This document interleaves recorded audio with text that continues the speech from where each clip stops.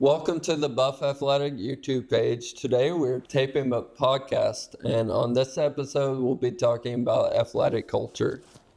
There is a reason why successful coaches speak a lot about culture and the culture they want to build at their program or their institution. Yeah, so I think culture, ultimately, for me at least, one of the things that I know we've talked about is it starts with the people, right?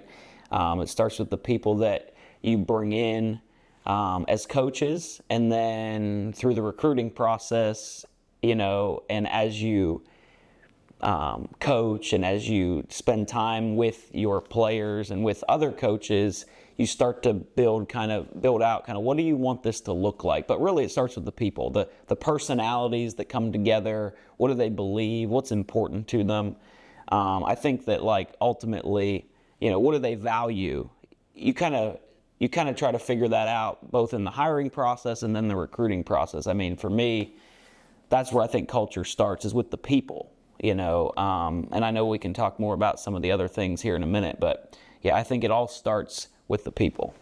Yeah, I think one thing, when you look at the most successful teams in college athletics or really any level of athletics, you see structure and stability at the very top. One of the things that when you're talking to a prospective athlete that you have to do is you have to be honest about who you are as a coach. And so kind of like what you were just saying, you don't want to present this false concept of who you are, because kids see right through that. I mean, the moment that they come into the gym for a workout and you're coaching them, they're going to see if the person they talked to on the phone that first time you had a conversation, is that really the same person or not? And I think you got to be honest about who you are and where you're at as a program.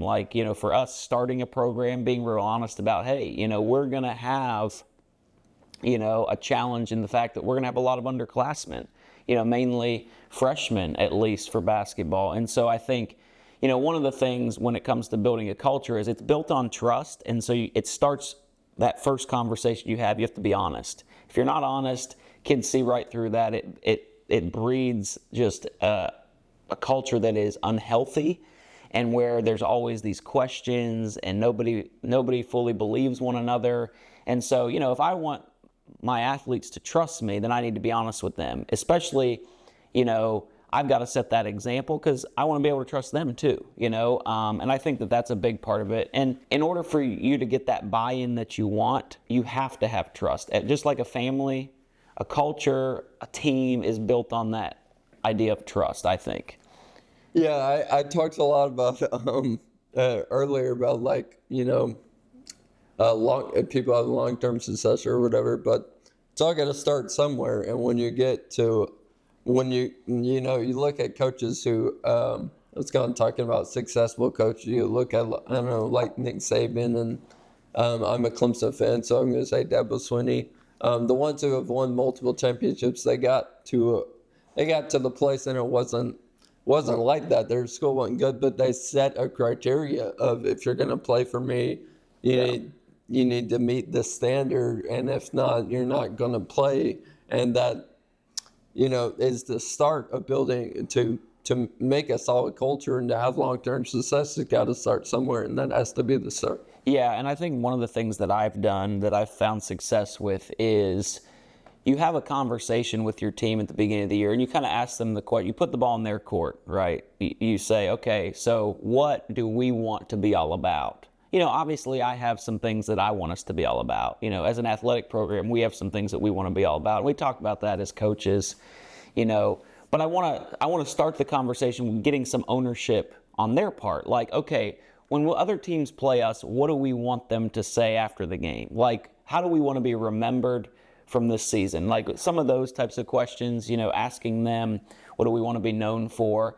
I think that's part of it. And then I also think, part of them buying in is not just taking ownership, but it's also us as coaches then being really upfront. I said honest earlier, but being really upfront about, hey, what's this player's role going to be? How do they fit in to the culture, not just from a, character standpoint. Of course, that's, the thing we're starting with the culture is the people and their character, but then also like the skill set. how does their skill set fit into what we're trying to do, and making sure they understand that they're valued, because I think that's a part of that trust. They've got to understand that I do have value. There's a reason coach brought me here. And what is that? Even if I'm not playing, right? Do I still have an important role here? And I think so. I think role identification is really important, because every player wants to know, how do I fit in? How do I matter? And I think that builds the buy-in, that builds the trust that they have with you. And having those ongoing conversations throughout the season, I think, are really critical. And we talk a lot about, being disciplined and having excellence, as opposed to, being perfect, because we're never going to be perfect. I think, striving for excellence, and I know, I'm a big, I know we're going to talk a little bit about him in a minute, but I'm a big Nick Saban fan, and Nick Saban talks a lot about the standard. He talks about being excellent. He talks about the process, and it's not we don't just aim for winning. If you aim for winning, you neglect a lot of the details that lead to winning. And so I think that's a huge part of your culture. I also would say, I think one of the big things when your culture starting to resonate with the players, it's when your players start policing their teammates. They start getting that you don't have to say things because they're getting the idea of what you want. Yeah. And that transitions to the Saban story I was going to tell. He tells a story about Julio Jones coming back on a rehab, just a workout thing, working in the summer. He's been in the NFL for 10 years at this point, playing for the Falcons. This is me retelling a story first, so you should probably look up just Google Nick Saban Julio Jones story and it'll come up.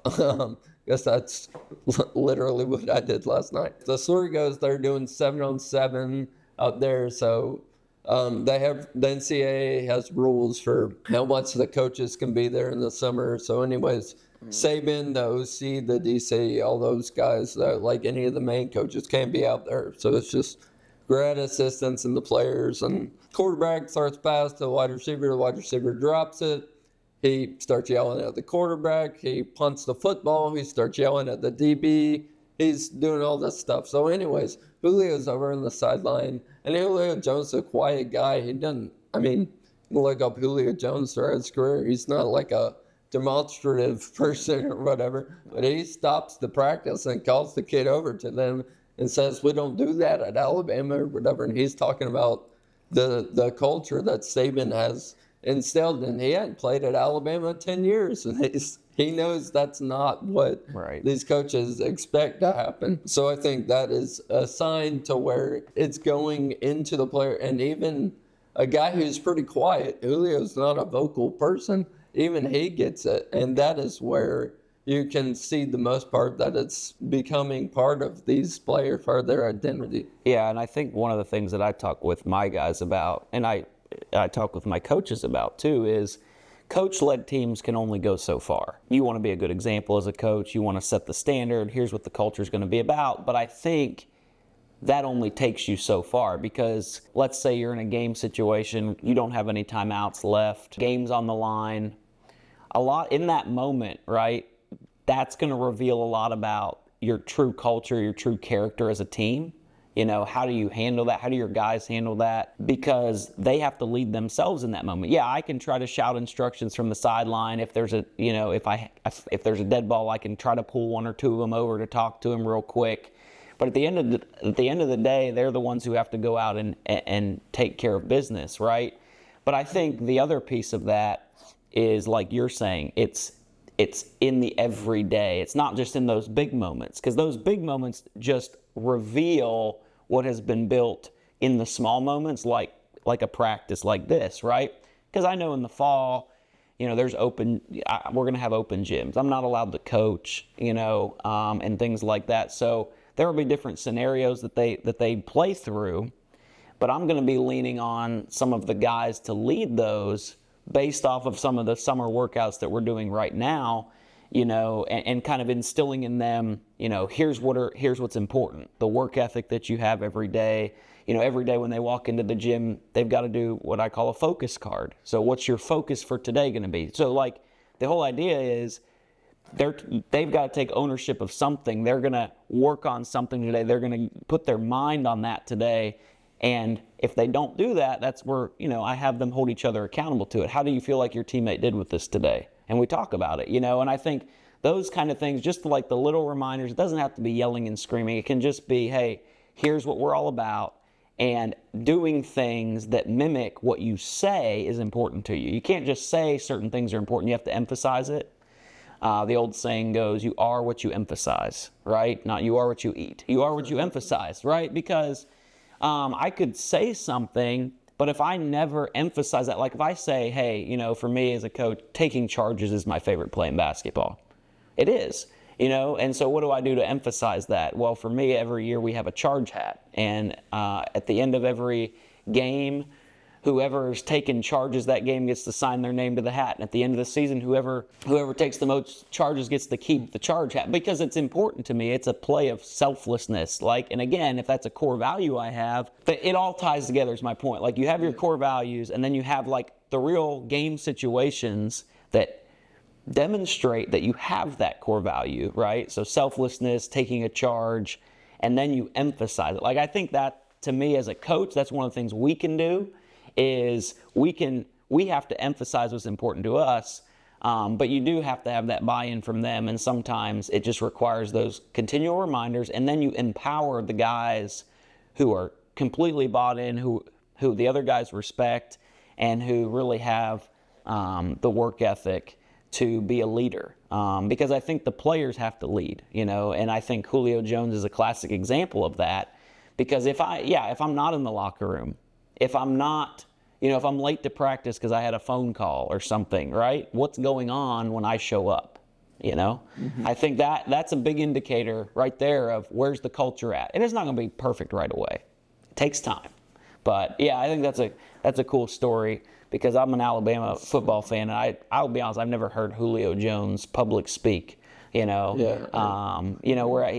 he's not like that wide receiver diva type that you see a lot.